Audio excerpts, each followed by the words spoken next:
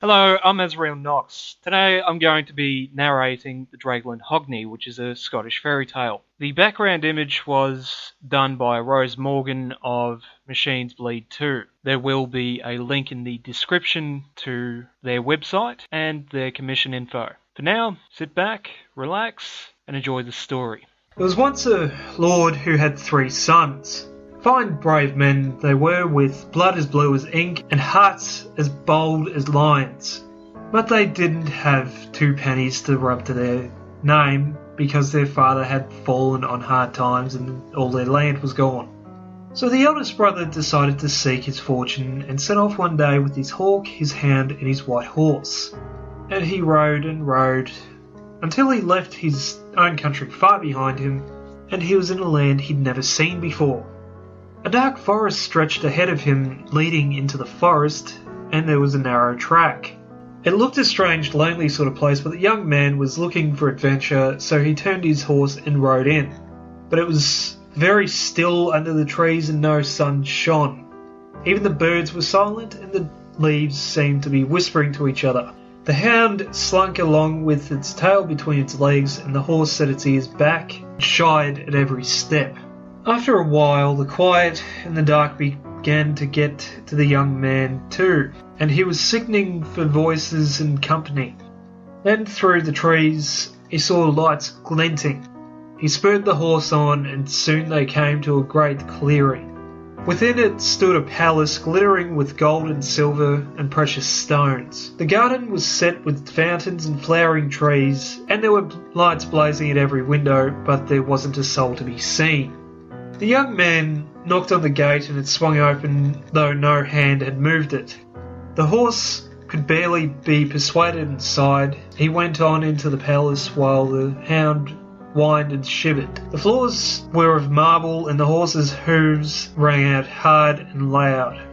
He came at last to a great banqueting hall. A feast was laid out on gold and silver plates. There was a roast pig and peacock and marzipan trifles, and the wine which stood in tall silver flagons. It was the finest he'd ever tasted.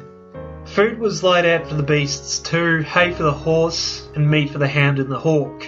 They were all very tired, so they set to and ate and drank their fill. It was very late by now, and they were just settling down to go to sleep when the clock struck 12. On the last stroke, the doors were flung open, and into the hall strode the Draiglin Hogney. At the very sight of him, the dog's hackles rose, the horse reared, and the hawk battered like a mad thing.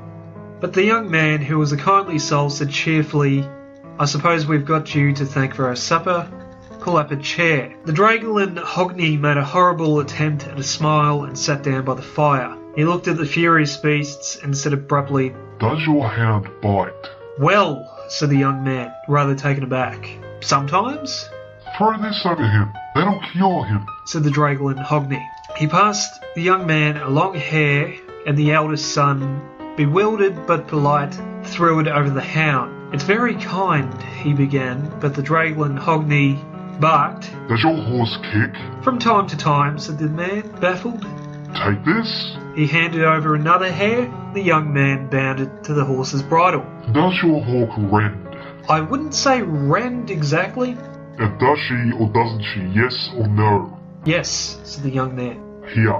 He produced a third hair, which the young man twisted into the hawk's jesses. "I really am most grateful," he said, "but after we've come in and eaten all your food too, I don't know your name."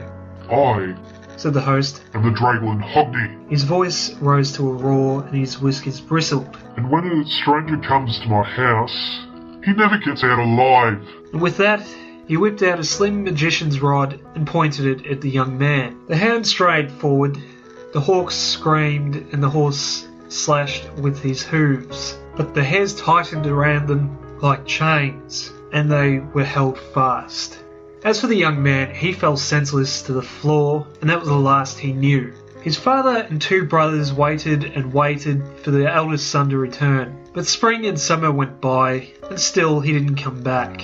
So the middle brother decided to go in search of the first, and took his horse, his hound and his hawk, and rode off till he too came to the forest and the deserted palace. He ate his fill in the banqueting hall, and had just settled down to sleep when midnight struck, and the Draiglin Hogney appeared. Now the second brother was just as friendly as the first, and he saw nothing wrong with the Draiglin Hogney, even if he did have fangs hanging down to his chest. He paid no heed to the snarls of his hound or the screams of his hawk, and he bound them all up in the magic hairs. But then the Draiglin Hogney laughed horribly and cried, "Your brother is in my power, and now I have you too." And he pointed his magician's staff.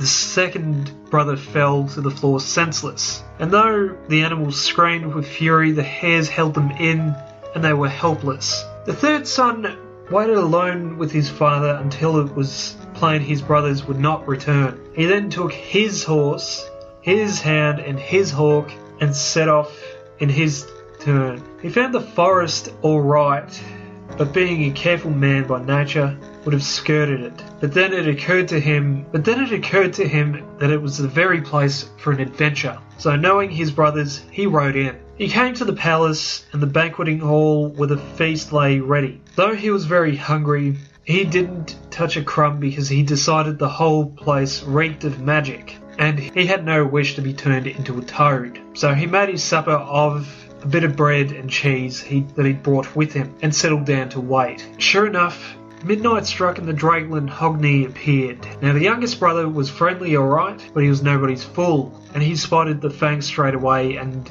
the long sharp claws too. But he greeted his host pleasantly enough, and they settled down to the fire for a chat. "Does your horse kick?" demanded the Draiglin Hogney.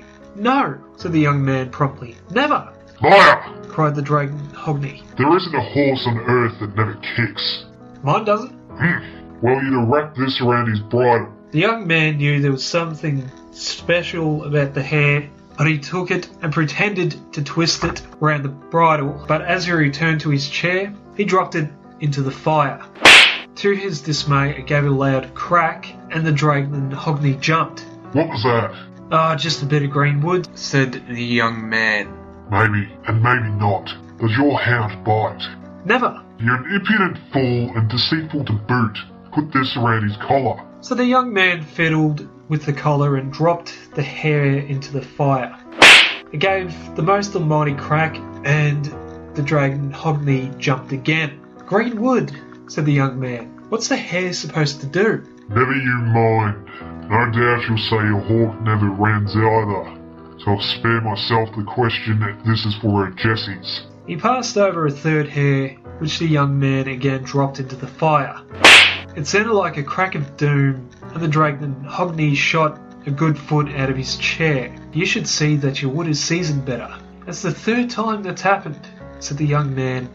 "Well, you'll never hear a fourth because I'm the Draiglin Hogney and I'm going to put you with your brothers." Out came the wand, and the young man felt himself freeze. Try as he might, he could not move a muscle. The Draiglin Hogney advanced, grinning horribly, but even as he did so, the hawk swooped at his head, the hound went for his throat, and the horse struck him in such a mighty blow that he was knocked unconscious. The wand fell, and the young man was released from his spell. He pointed the wand in his turn, and at once the Draiglin Hogney dissolved into thin air and went wailing off into outer darkness,